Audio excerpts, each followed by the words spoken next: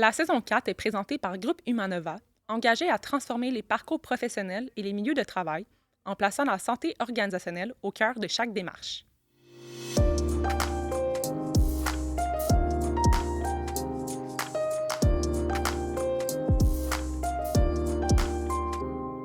Allô, Émilie? Allô! Comment ça va?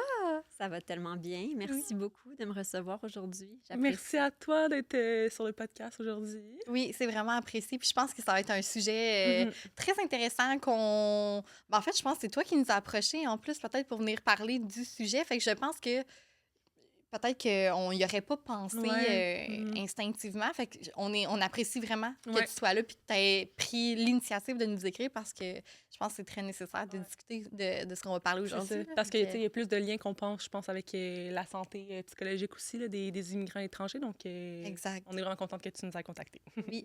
Puis avant de commencer, on aimerait que tu te présentes pour peut-être les auditeurs, auditrices qui ne te connaissent pas. Qu'est-ce que tu fais? C'est quoi tes intérêts dans la vie? Donc, je suis Émilie Sauvé. Je travaille en stratégie innovation parce que on dirait qu'en immigration, on ne peut plus dire qu'on travaille, par exemple, comme spécialiste ou tout ça. Je ne me prétends pas spécialiste. Au contraire, j'essaie de trouver des stratégies novatrices avec mes clients, que ce soit des travailleurs étrangers, des entreprises, pour essayer de soit poursuivre leur séjour un peu plus longtemps, leur permettre d'accéder à la résidence permanente. Donc, trouver des stratégies pour continuer à travers le processus d'immigration dans lequel ils sont. Oui. Fait que dans le fond, tu travailles en collaboration vraiment avec ces travailleurs étrangers-là qui arrivent, puis que... OK. Oui, d'un peu partout dans le monde. OK. Donc, pas simplement, par exemple, des Français ou des Malgaches, des Mexicains, vraiment partout dans le monde. OK. Puis là, juste pour situer notre auditoire, les résidents non permanents, là, ça inclut les travailleurs étrangers, ça inclut aussi les étudiants, puis les demandeurs d'asile, si je ne me trompe pas, je pense. Ou peut-être que c'est... Oui. Quand on parle, dans le fond, de main-d'œuvre immigrante, ça comprend toutes ces personnes-là. On va traiter principalement avec des immigrants économiques. Ça veut dire les entreprises qui ont passé par le PTET, le programme des travailleurs étrangers temporaires, pour pouvoir les aider à contrer la pénurie de main-d'œuvre. Là, 3-4 ans, là, c'était bien en vogue. Donc, c'est un peu ça. Là. Ça, c'est notre principale clientèle. Mais il y a aussi des étudiants qui viennent nous voir. Il y a des gens qui sont rentrés par une autre porte. Toutefois, les demandeurs d'asile, c'est vraiment d'autres cabinets qui sont spécialisés pour cette clientèle-là. OK. Puis c'est quoi la réalité de ces travailleurs-là en ce moment? Justement, tu sais, parce que tu nous avais envoyé, en fait, des ressources là, au préalable. Je vois, en fait, qu'il y a quand même une décroissance de la population, dans le sens qu'il y a moins on fait moins d'enfants et tout ça. Pourtant, on refuse encore des immigrants ou des travailleurs étrangers, ou du moins, on veut en retourner aussi dans leur pays et tout ça. C'est quoi la réalité un peu de ce qui se passe en ce moment, si tu peux nous situer dans le contexte en ce moment? En ce moment, c'est pas facile parce que le contexte dans lequel les travailleurs sont arrivés, c'était tellement beau. On leur a fait des promesses, si on veut, en disant « Viens travailler ». Puis éventuellement, avec les lois qui avaient en vigueur il y a 3-4 ans, tout était possible. Un travailleur étranger pouvait accéder à la résidence permanente relativement facilement s'il était capable de démontrer quand même qu'il maîtrisait le français ou qu'il avait fait un effort pour l'apprendre. Donc, ça, c'est plus valide. Donc, évidemment, il y a plusieurs personnes qui sentent...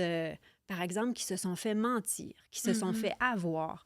Parce que l'immigration, c'est vraiment lié, ça marche main dans la main avec la politique.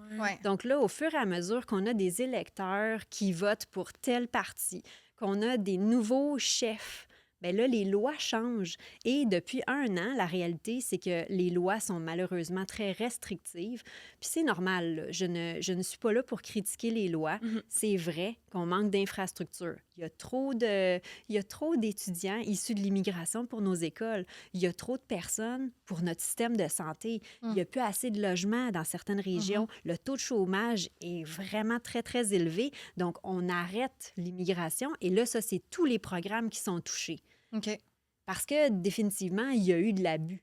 Mais là, ce que je trouve, c'est que le programme des travailleurs étrangers temporaires était là pour venir contrer une pénurie de main-d'œuvre. Puis cette pénurie de main-d'œuvre-là est encore là pour certains métiers dans certaines régions du Québec. Donc, le fait que le gouvernement fasse la sourde oreille devant « Oh non, non, il y a plein de gens qui sont disponibles », c'est pas tout à fait vrai. Donc, même les employeurs sont face à une réalité de « OK, je vais devoir retourner plein de gens dans leur pays parce que, par exemple, je suis pas capable de renouveler à chaque année leur permis de travail. Je suis pas capable de monter leur salaire Ouais. à 34 et 62. C'est très élevé, là, par exemple, pour un machiniste ou tout ça, parce qu'on garde l'équité. Donc, cette situation-là cause, par exemple, des fermetures de corps de travail, va fermer des portes dans des garages. Tu sais, il y a certains secteurs de notre économie qui sont gravement touchés par ces pertes-là.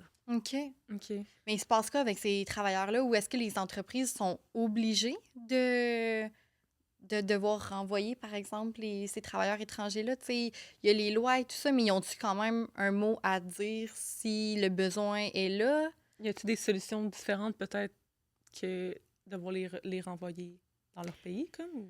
Bien, par exemple, une des lois là, qui a été très, très difficile à prendre pour les employeurs, c'est qu'il y a quelques années, on avait octroyé le droit à certains secteurs d'activité d'aller jusqu'à 30 de leur main-d'œuvre en travailleurs étrangers. Ça, OK. c'est génial. Ça a permis vraiment de pouvoir maximiser la production dans plusieurs entreprises, entre autres dans le secteur manufacturier. Bien là, on est arrivé avec le gouvernement, il y a un an, qui a dit le 30 n'est plus valable. On va couper ça à 10 OK. Donc, il y a 20 de ces gens-là qui vont devoir retourner chez eux et de choisir parmi ces employés-là qui sont plus dévoués Ah. et motivés les uns que les autres. Certains ont fait venir leurs femmes, donc ont déraciné leur famille, leurs enfants, se sont forcés à apprendre le français et malgré tout, on doit leur dire au revoir. C'est très difficile, par exemple, pour la personne aux ressources humaines de dire « Wow, je me suis attachée, Ouais. toute mon équipe compte sur eux. » Puis là, on enlève, par exemple, 8, 10, 12 travailleurs sur l'équipe. Donc, ça a une incidence aussi sur le personnel local qui dit, ben là, on va devoir tout assumer la surcharge de travail sur nos épaules.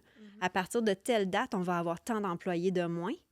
Donc, ça amène une baisse aussi de la motivation parce qu'il y a plus, on ne peut pas les garder. Puis, tu sais, vous savez, quand il y a des démissions massives, ça a un grand impact. Mais là, ce n'est pas des démissions, c'est les lois du gouvernement qui nous empêchent de garder ces gens-là. Donc, ça a des impacts majeurs, là, autant sur la motivation, la productivité, puis certains corps de travail, c'est quelque chose. Tu as nommé 2 choses que j'aimerais ça qu'on revienne. La première, c'était que les travailleurs étrangers viennent souvent avec leur famille. Comment une relocalisation ou comment, en fait, le fait de se faire dire tu vas probablement perdre ton emploi ou tu vas perdre ton emploi, comment premièrement, accompagner les gens là-dedans, puis deuxièmement, comment que eux peuvent se sentir ou il y a beaucoup de choses avec juste ce petit concept-là, là, en fait. Est-ce qu'on peut l'aborder puis essayer de comprendre comment que les gens se sentent, comment est-ce qu'on peut venir aborder ça avec eux, les aider à trouver des solutions sans juste être sans émotion par Parce que rapport c'est à ça, ça. parce Là. que tu sais, on voit beaucoup le concept de conciliation travail-vie personnelle. Puis, tu sais, ça vient impacter la famille, là. C'est au-delà Absolument. du travail. Fait que c'est vraiment une bonne question que tu Ouais. poses, là. Ouais. C'est vraiment difficile de les accompagner là-dedans. C'est très... dans le fond, moi, ce que je veux, c'est toujours de vulgariser la loi. Parce que plusieurs travailleurs étrangers vont aller se renseigner sur, à travers des médiums qui sont inadéquats. OK. Par exemple, Facebook. OK. Puis, tu sais, ils font ce qu'ils peuvent avec ce qu'ils ont. Je ne parle pas arabe. Je parle en français, en anglais et en espagnol. Mais toutes les personnes, par exemple, qui vont dire « Ah, OK, par exemple, cette personne-là parle ma langue et elle me renseigne sur les lois d'immigration. » Est-ce que c'est une personne qui est qualifiée pour bien renseigner? Puis il y a beaucoup de charlatans dans notre domaine. Donc, malheureusement, il y a des informations qui ne sont pas les bonnes, qui sont véhiculées. Ou bien quand on écoute les nouvelles, par exemple, il y a beaucoup de... par exemple, de médias, exactement, qui font du sensationnalisme avec certaines nouvelles qu'ils ne méritent pas. Par exemple, là, jeudi, ils ont sorti le nouveau plan d'immigration 2026 à 2029. OK. Génial. Et là, j'ai reçu au moins 100 appels, textos, courriels de travailleurs en totale angoisse. OK. Ils n'étaient pas capables de gérer la nouvelle, ne comprenant pas ce que la nouvelle est réellement. OK. Donc là, ils nous disent « Émilie, toutes les portes se ferment. » Non, on n'a pas entendu la même chose. c'est vrai, les seuils d'immigration baissent. Toutefois, ça ne baisse pas aussi drastiquement que ce qu'on avait appréhendé. Mhm. Donc, à la limite, cette nouvelle-là, elle n'est pas bonne, mais elle n'est pas aussi mauvaise que ce qu'on pensait. Il y a eu la fermeture d'un programme d'accès vers la résidence permanente qui était en vigueur au préalable, OK. qui ne sera plus en vigueur. Toutefois, j'anticipais ça depuis des mois déjà. OK. Donc, à chacune des rencontres que j'avais avec les travailleurs que je rencontrais, je leur expliquais, à voir la logique avec laquelle le gouvernement fait sa politique, je ne crois pas que le PEC va réouvrir.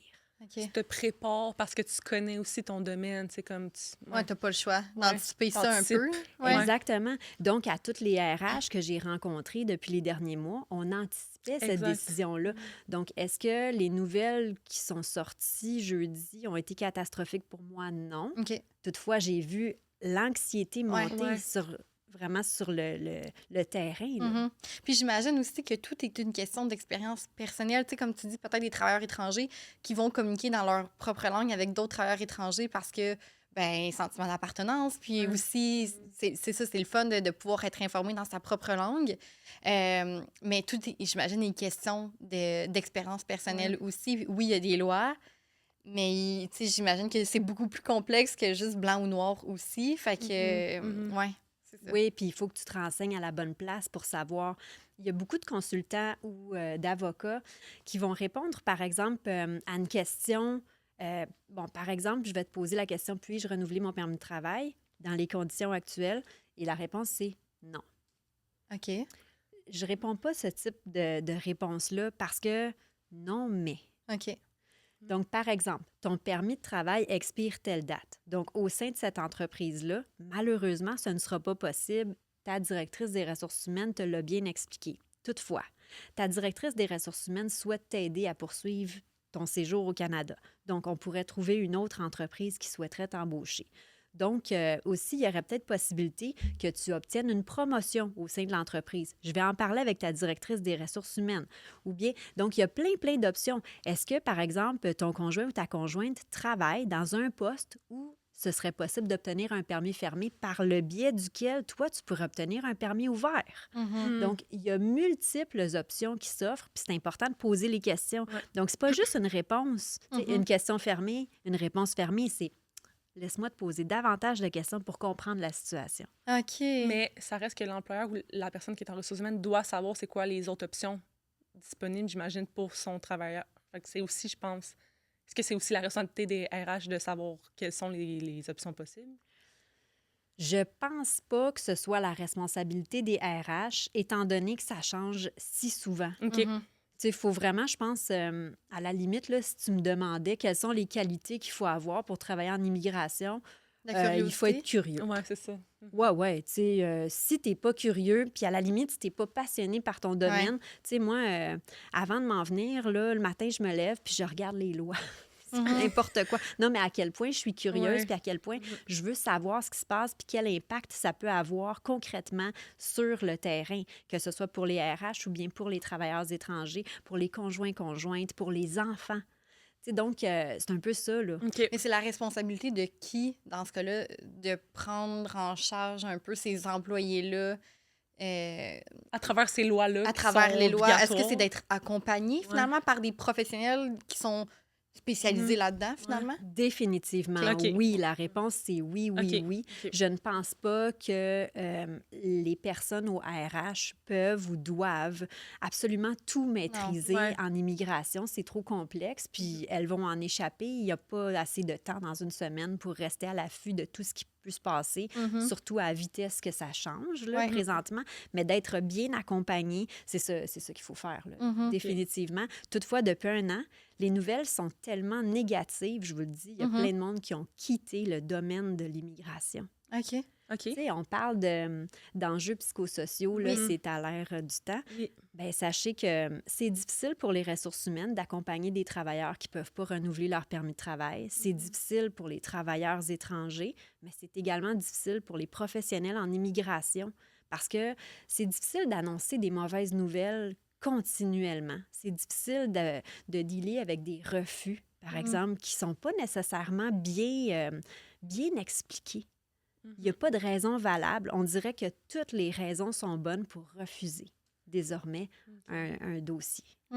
Puis c'est drôle, ça fait beaucoup un lien avec ce qu'on parle à faire Ouais. avec les employés aussi à l'interne dans une organisation. Quand il y a un changement, par exemple, tu sais, souvent, ce qui est conseillé, c'est d'accompagner et d'expliquer la nature du changement et de soutenir la personne dans ce changement-là. C'est la même chose pour les travailleurs étrangers, Même au chose. final. Ouais, Tu sais. c'est ça. Fait que si on n'est pas en mesure de pouvoir leur expliquer clairement une réponse, qu'elle soit positive ou non, ça doit être extrêmement déstabilisant. Puis là, comme on revient peut-être à l'aspect des familles et tout, tu sais, là aussi, encore là, je reviens un peu avec l'aspect de responsabilité. Est-ce que les professionnels des ressources humaines qui sont accompagnés par des professionnels dans l'immigration, est-ce qu'on a une responsabilité d'accompagner les familles également ou c'est comme juste notre travailleur étranger?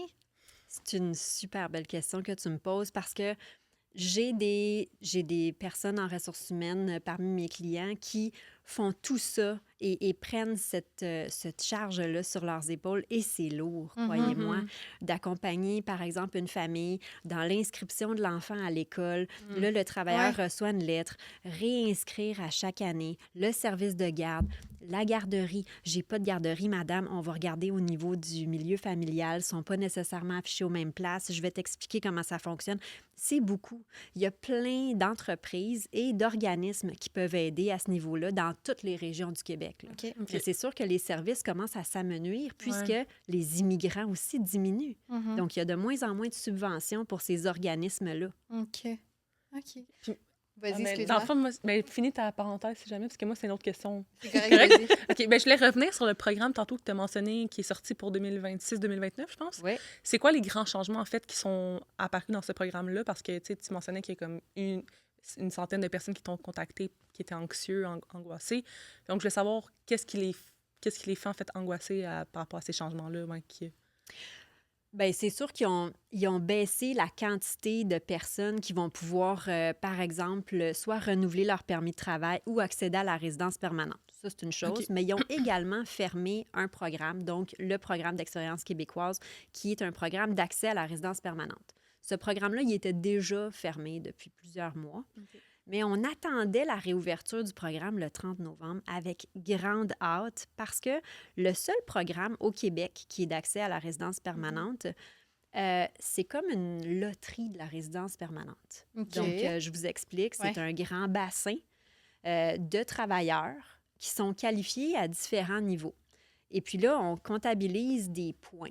OK. Les points qui se comptabilisent relativement à l'âge de la personne, à sa maîtrise du français selon 4 compétences. Donc, par exemple, compréhension écrite, compréhension orale, expression écrite, expression orale.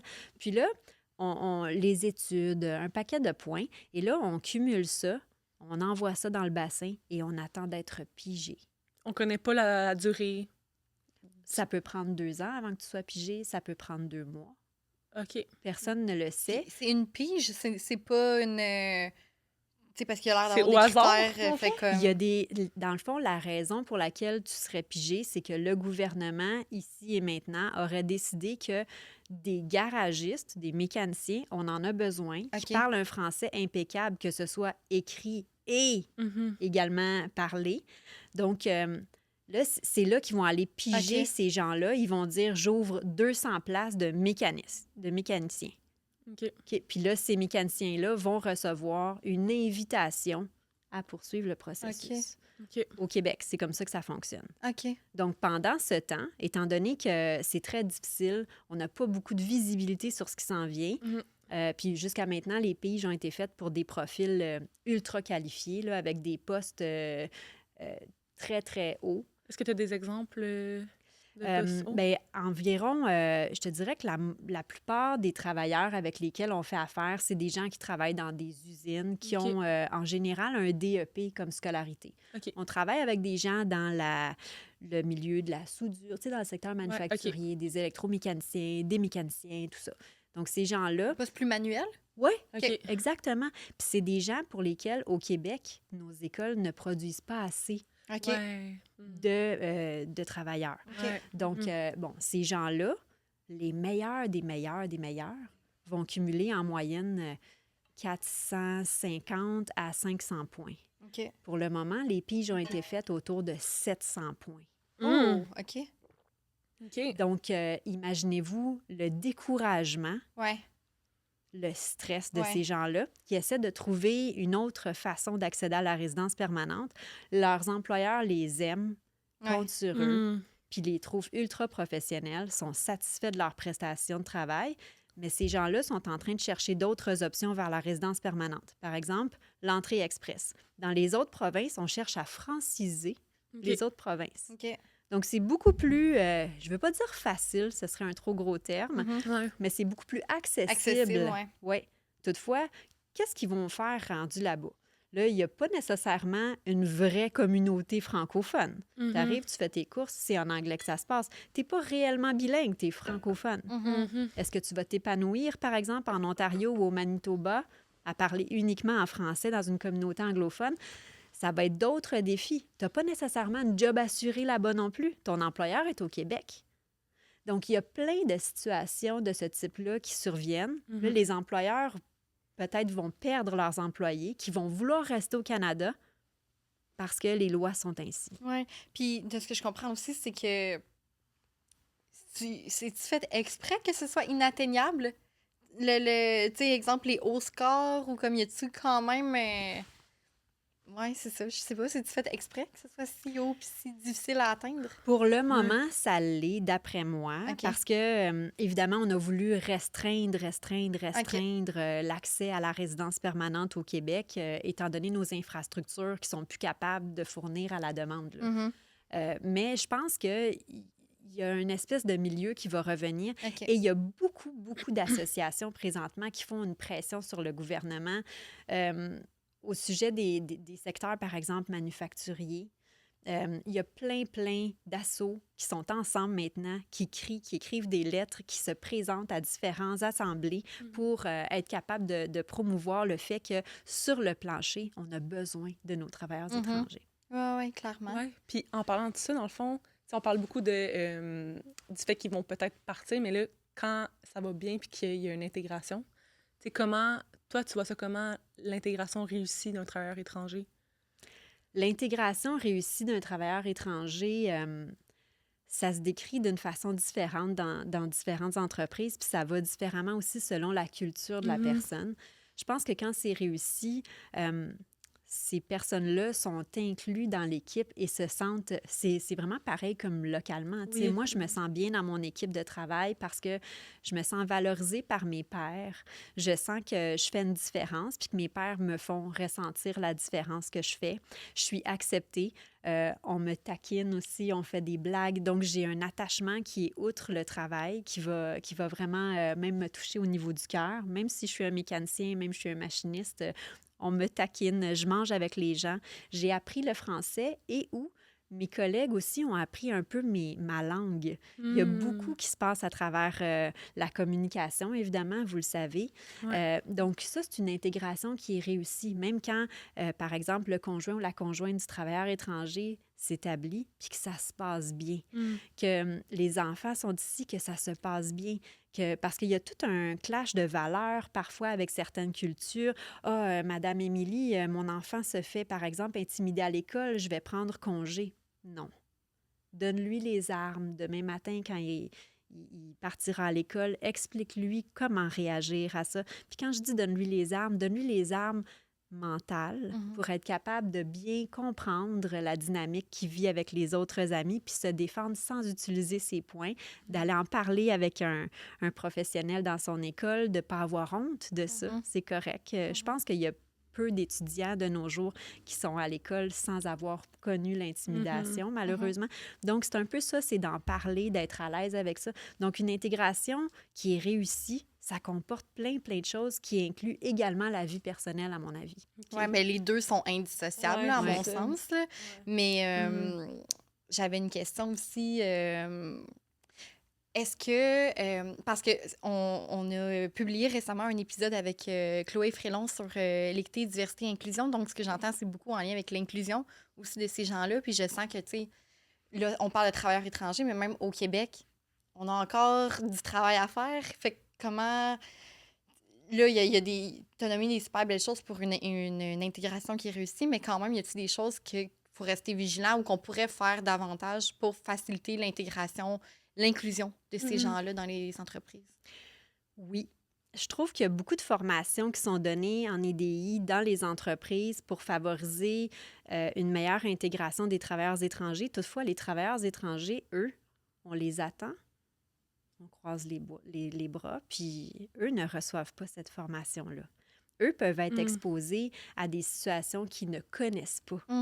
Très Par intéressant. exemple, l'homosexualité, c'est tout bête, hein, on est tellement habitués chez nous, mais ça peut choquer certains travailleurs étrangers, puis ça peut être mal perçu, ça peut être jugé négativement, ça peut faire l'objet de certaines blagues qui sont vraiment pas appropriées.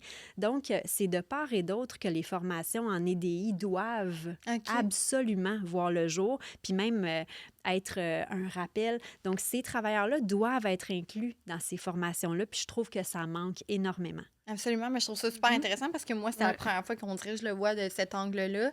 Puis ça fait beaucoup de sens, en fait. Là. On dirait que c'est pas instinctif de le faire de l'autre sens, mais pourquoi qu'on le fait pas? Selon toi, c'est-tu juste parce que, justement, on y a pas pensé?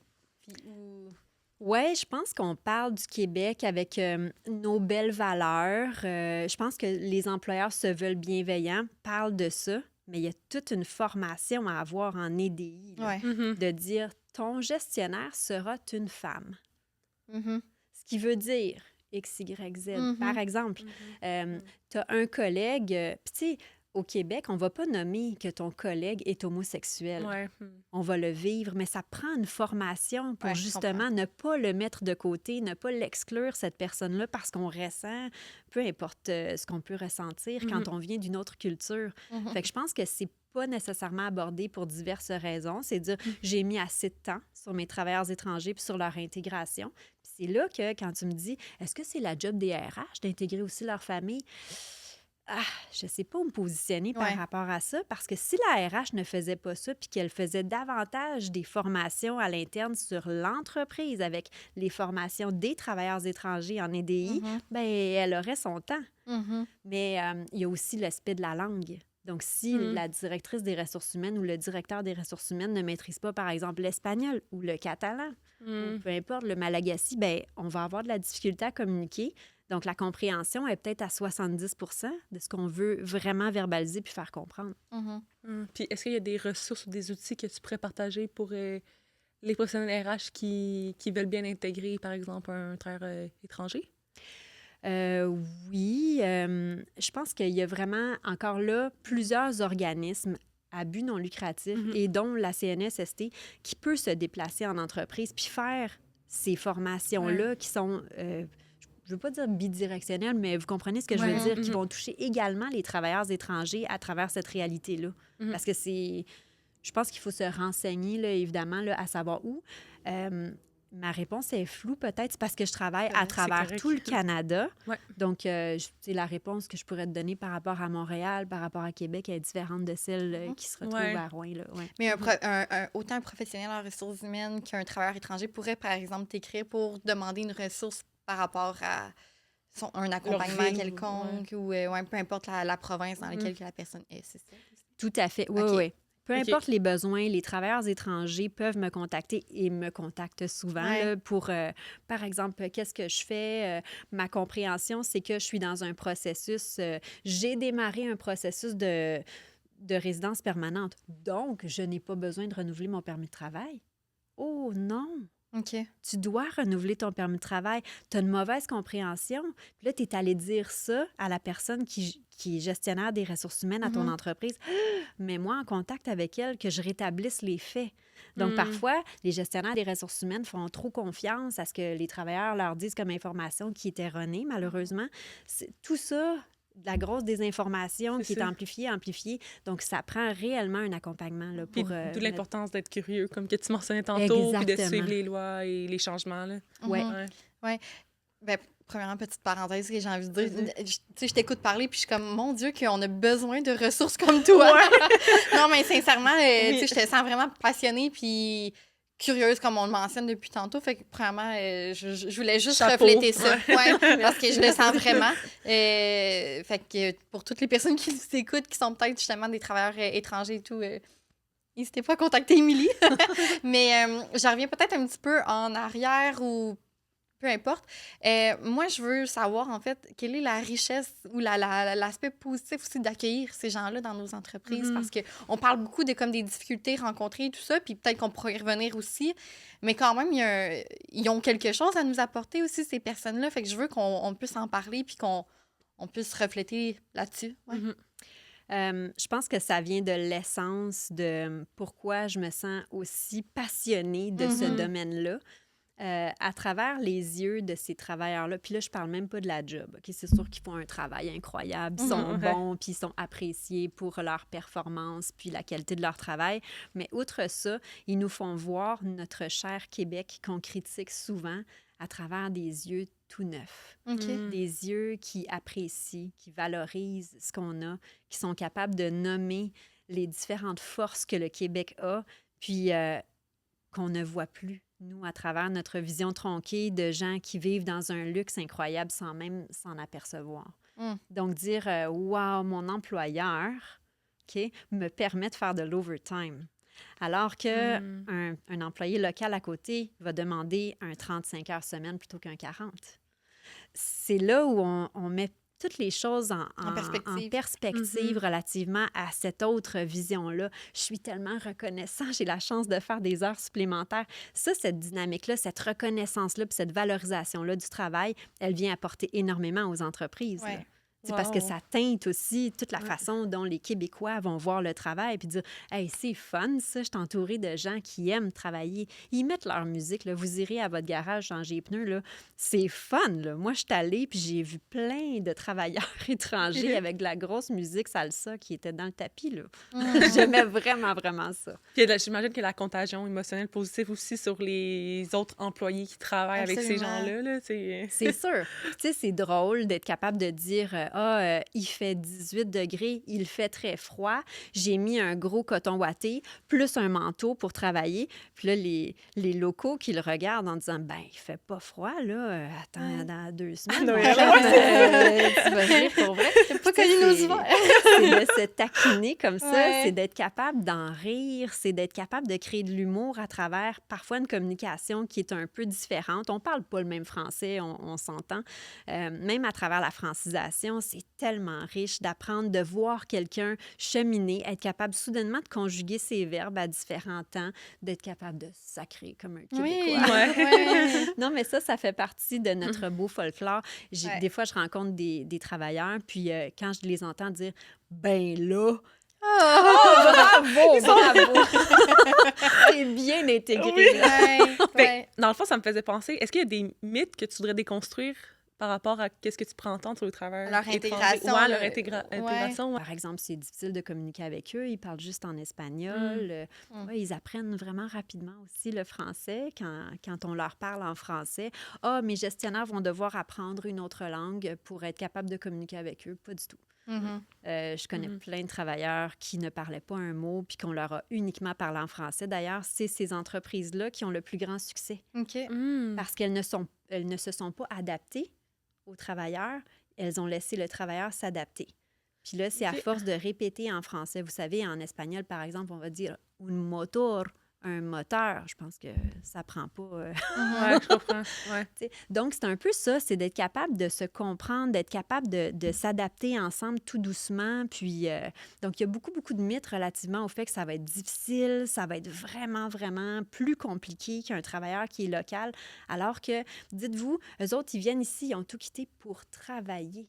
Donc, le niveau de satisfaction qu'ils veulent donner à l'employeur est hors norme. Ils sont très engagés, là, tu sais, c'est ça. Absolument. Incroyable. Ouais.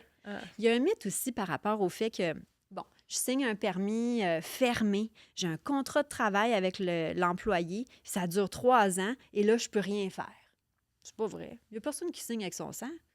Si vous n'êtes pas un bon employeur, Ouais, ben, il pourrait quitter. ouais. OK. Puis si, par exemple, lui, il n'est pas un bon employé, ben malheureusement, vous allez pouvoir, vous aussi, ou heureusement, le congédier de la même façon qu'on ferait pour un employé local. OK. Donc, plusieurs employeurs se sentent face au recrutement de travailleurs étrangers comme ça, comme trop figés dans une espèce de loi qui les restreint, OK. alors que c'est pas vrai. C'est les mêmes droits. Mais c'est parce qu'on les connaît peut-être. Ouais, soit qu'on les connaît pas assez, les lois, ou on assume que parce que c'est un travailleur étranger, nos façons de travailler ou de fonctionner doivent être différentes. Puis j'imagine que, tu sais, encore une fois, tout est nuancé, mais des fois aussi, c'est juste de considérer la personne telle qu'elle est et comme un travailleur comme un autre aussi, C'est ça. tu sais, à la base, finalement. Ouais. C'est ça, tu sais. t'es comme pas déjà en train de te dire que la personne va pas être capable de s'adapter. Genre, tu sais, elle Ouais. est capable de s'adapter. Exact. Comme, ouais.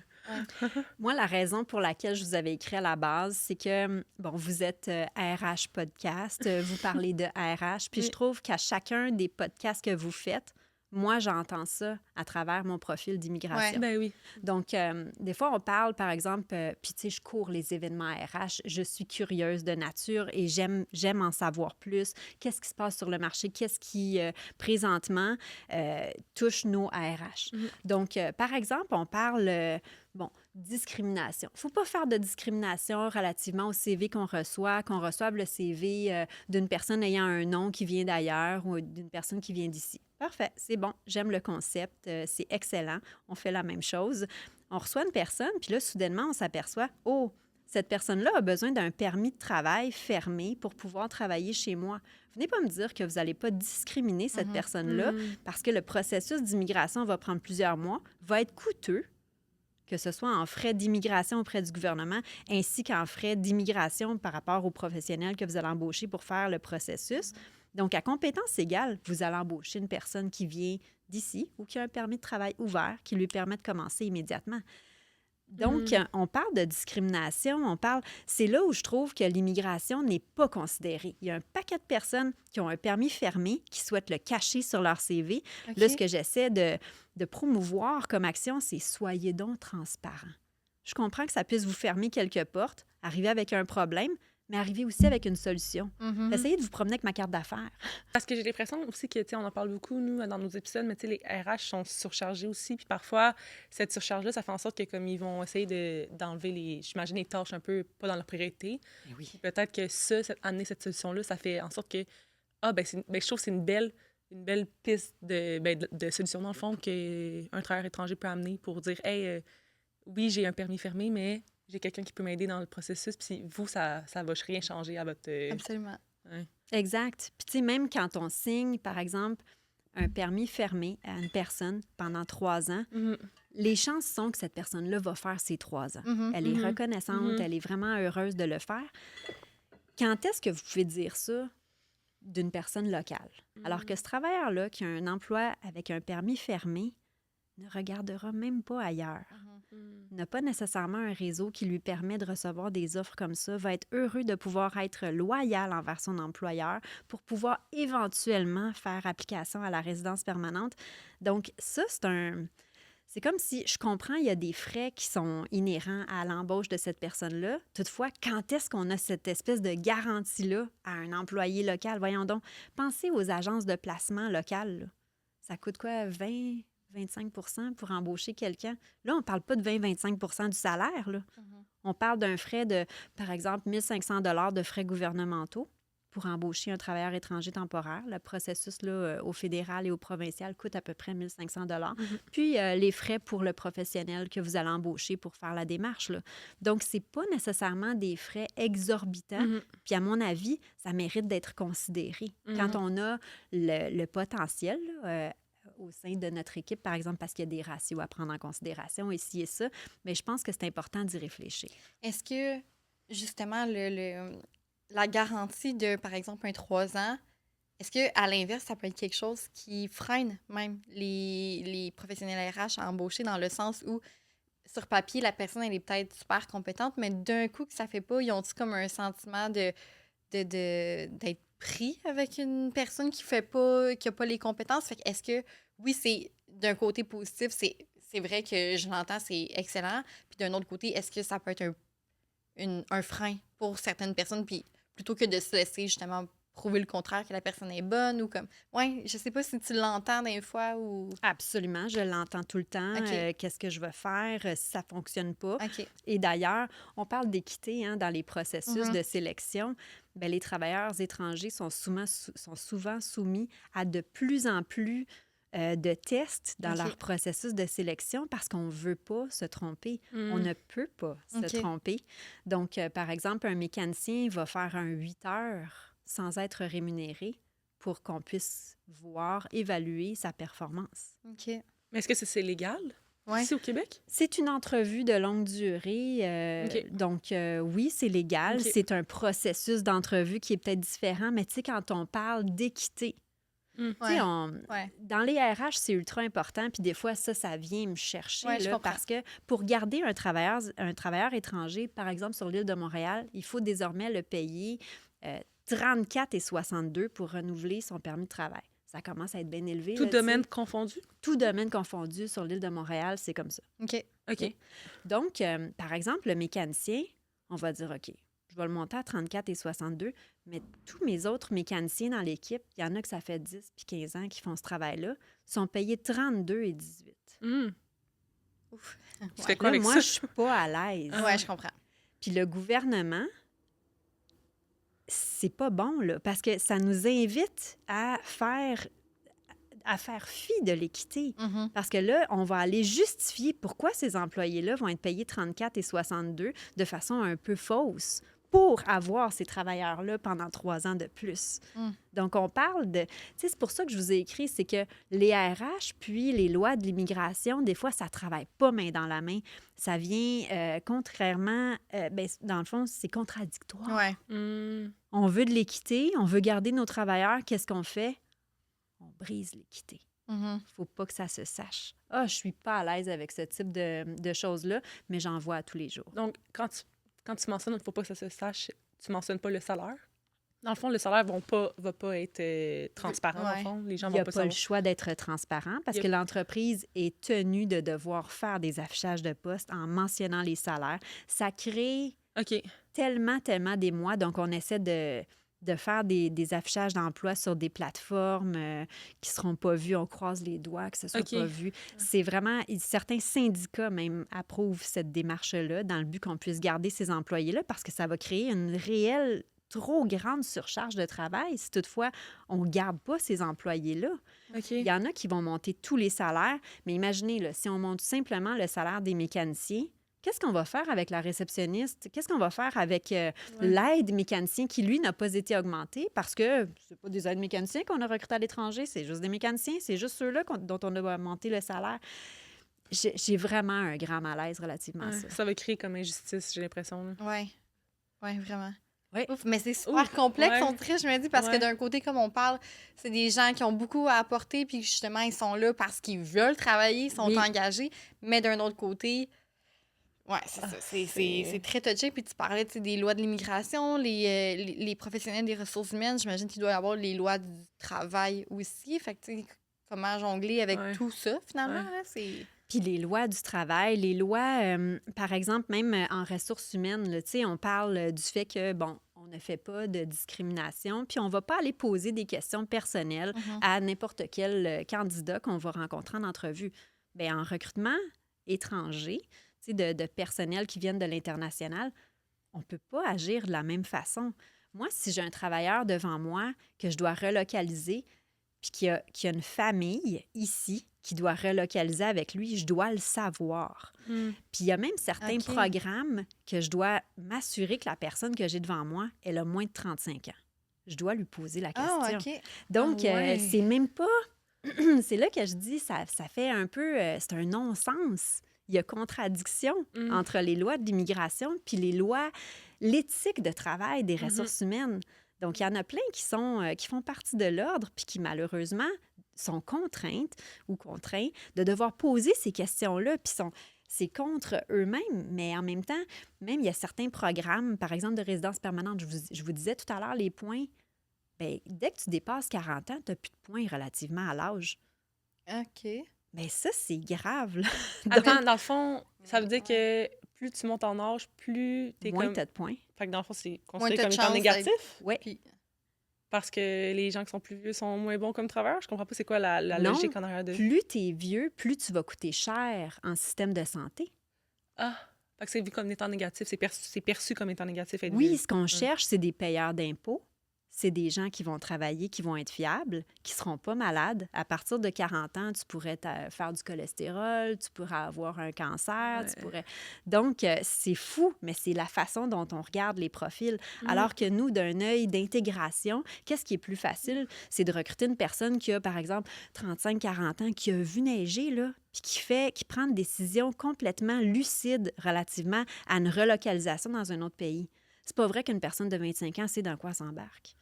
Avec tout le respect que j'ai pour les Ouais, jeunes, ouais. c'est le point, c'est que, hey, c'est gros, là. Tu t'en vas ailleurs, tu t'en vas signer un contrat de 3 ans, tu me dis que tu veux appliquer à la résidence permanente, sais-tu même qu'est-ce que le Canada? Est-ce que tu vas aimer l'hiver? Est-ce que tu as déjà vu c'est quoi l'hiver? Donc, ça me semble être un peu abstrait, les discussions que j'ai avec des jeunes de 22, 23 ans relativement à ça, qui n'ont jamais sorti de chez eux. Fait que c'est... Mais les jeunes de 22, 23 ans ont le maximum de points. OK. Ouf! Hey. Mais ouais, c'est tout est en grosse contradiction. Tu sais, je veux dire, dans le sens que comme il y a beaucoup d'incohérences et tout, là, fait que je pense que ça vaut vraiment la peine d'en parler. Mais de ce que j'entends aussi, c'est qu'il manque de formation. Tu sais, je veux dire, pour les professionnels des ressources humaines, autant que, tu sais, même nous, futurs psychologues tu sais, du travail des organisations, dans le sens que, comme, on va interagir avec ces travailleurs-là aussi, nécessairement, comme, Colin, il manque vraiment de formation pour savoir tout ça. Puis je trouve le point que tu rapportes que, justement, tu sais, on peut pas nécessairement... Tu sais, oui, on est dans l'équité, mais il y a quand même des nuances à avoir qu'on a besoin de savoir si la personne vient avec sa famille ou pas. Il y a des choses quand même que... C'est ça, on n'est pas supposé demander, mais qu'on demande parce qu'il y a quand même un objectif précis. C'est pas je demande pour savoir point, je demande parce que si j'ai à te relocaliser ou à... Peu importe, tu sais, je veux savoir dans... qu'est-ce que je fais avec toi ou comment je peux t'aider pour... Fait que, ouais, c'est ça, il manque de structure, puis d'aide, puis de soutien pour... Dans ton idéal, toi, comment tu changerais tout ça, dans le fond? Oh, c'est une grosse question. Ouais. Est-ce que tu as déjà réfléchi à des changements que tu pourrais amener, dans le fond, par rapport à ça, ou dans ton idéal, dans ton imaginaire? Mais toi, t'as une baguette magique, ouais, là. C'est ça. Qu'est-ce que tu fais avec tout ça? Ouais. Si j'avais une baguette magique, il y a des choses que je conserverais parce que je pense que l'histoire du Québec, elle est pertinente. On a appris de ça. Les exigences relativement au français, elles sont pertinentes à mon avis. Même par rapport à la maîtrise des valeurs canadiennes, il y a un questionnaire relativement à ça. Dans la résidence permanente, c'est une bonne idée. Ce que j'aimerais, ce soit par exemple... tout concentrer les travailleurs qui se sont fait dire récemment « je ne pourrai pas renouveler ton permis de travail » pour que les employeurs aient accès à une banque de candidats à travers laquelle ils pourraient piger des gens qui sont déjà sur le territoire. Tu sais, qui dit déjà sur le territoire dit « je me suis adapté aux normes québécoises de travail pour tel métier ». Donc, ça facilite grandement, à mon avis, l'intégration au sein d'une autre entreprise. Ce que j'aimerais aussi, ce serait peut-être une équité qui soit préservée. Donc, en ce sens-là, que les lois de l'immigration prennent davantage compte des lois du travail, de l'équité, des ressources humaines, et que parmi les risques psychosociaux, on parle de la loi 27 actuellement, que l'immigration fasse partie, que l'immigration fasse constamment partie du discours. Je ressors d'un colloque à RH et puis ça n'a malheureusement pas été abordé. On parle de maladies long terme, ces gens-là pourraient partir également en arrêt de travail pour des risques psychosociaux parce qu'ils sont juste trop stressés puis anxieux. Oui, j'imagine. Ouais. Ils ne le verbalisent pas. Certains, par exemple, ont une culture très conservatrice, donc les hommes parlent peu ou pas. Puis ils doivent rester forts, debout pour leur famille. Malheureusement, leur conjoint ou conjointe ne pourra pas travailler parce que le permis de travail ouvert ne sera plus octroyé. Ça veut dire que c'est le seul sur lequel toute sa famille compte pour faire vivre. C'est vraiment très, très demandant, c'est stressant. Imaginez s'il devait tomber au combat. La pression que ça met sur un homme et la pression que ça met sur la ressource humaine qui entend cette décharge émotionnelle-là. Donc, dans un monde idéal, tout ça, ce serait vraiment plus en communion. Ouais. Chacune des instances pourrait marcher main dans la main, puis là, on pourrait dire, OK, dans cette mesure-là, on irait pour telle loi, telle façon de faire pour que ce soit juste, équitable et humain. Hmm. Mais c'est un bon point que tu apportes aussi, puis on n'en a pas Ouais. parlé, là. Puis peut-être qu'on conclura là-dessus ou on regardera pour passer à notre prochaine étape de l'épisode. Mais est-ce qu'on devrait accompagner aussi, mais au niveau psychologique, les travailleurs étrangers dans ce parcours-là, disons, parce qu'on parle beaucoup d'accompagnement des professionnels Ouais. des ressources humaines, accompagnement au niveau de l'immigration, des lois, du recrutement et tout ça. Niveau humain, psychologique, tout ça, est-ce que tu penses que ça serait nécessaire d'offrir ça en parallèle, finalement?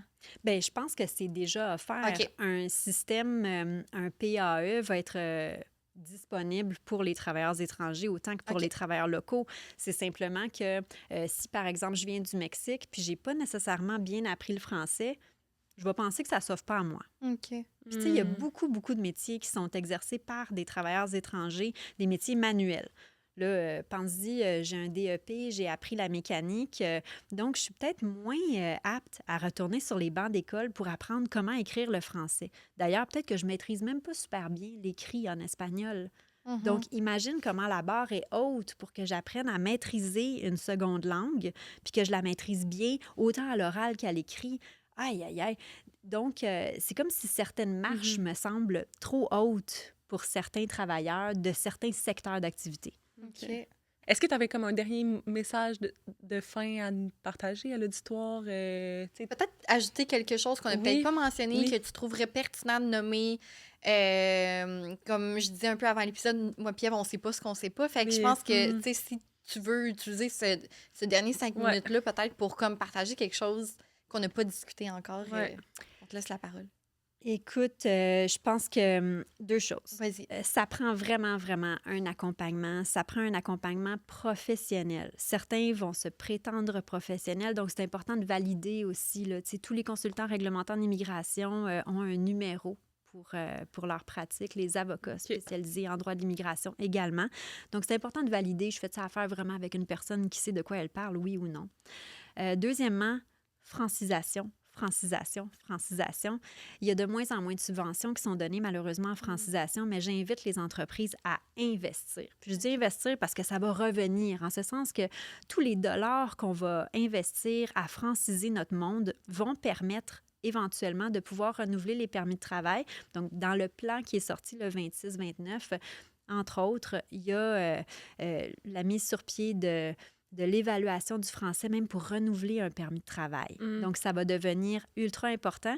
Puis pour moi, là, 2028, c'est demain matin. Ouais. Donc, il n'est pas trop tôt pour commencer à s'y mettre au niveau de la francisation. Souvent, les travailleurs vont me demander, OK, c'est quoi le niveau que je dois atteindre? Arrêtez de me poser cette question-là.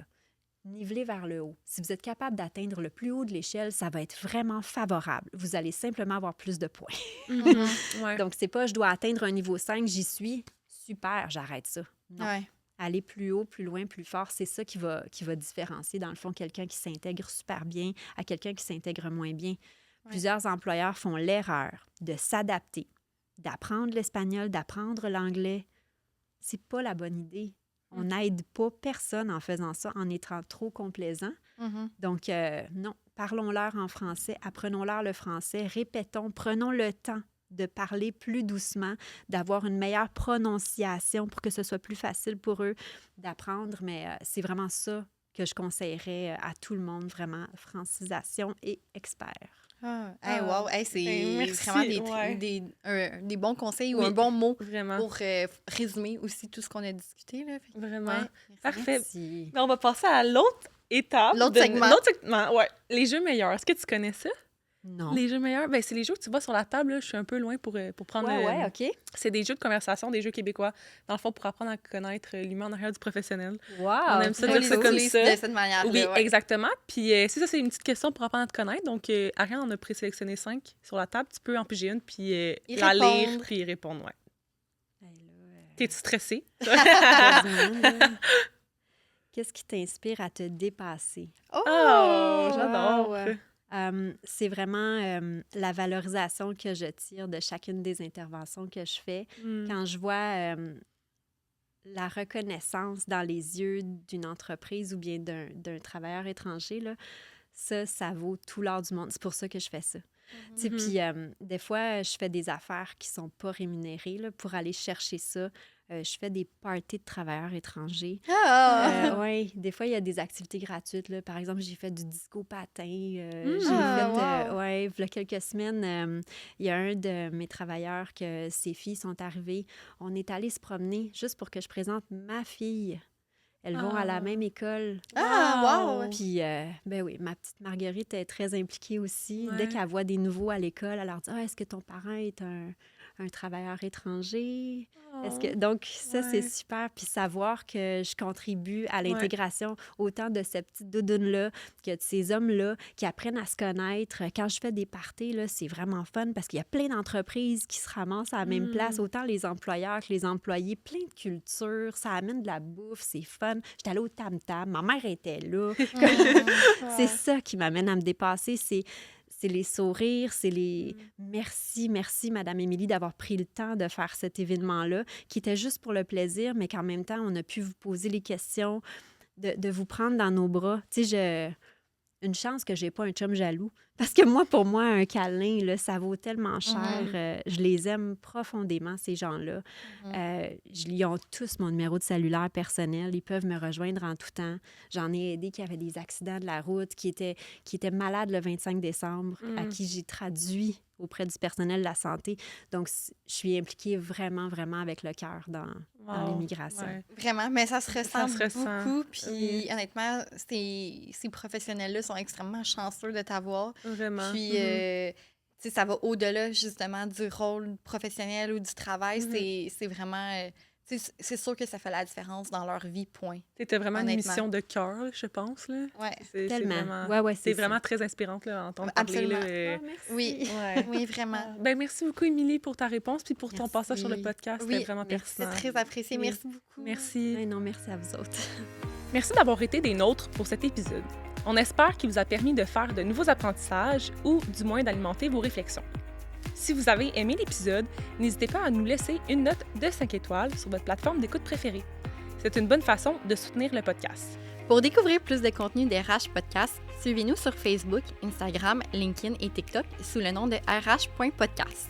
Pour prolonger vos discussions, profitez d'un rabais de 15% sur les jeux de conversation meilleurs avec le code promotionnel RH. À très bientôt!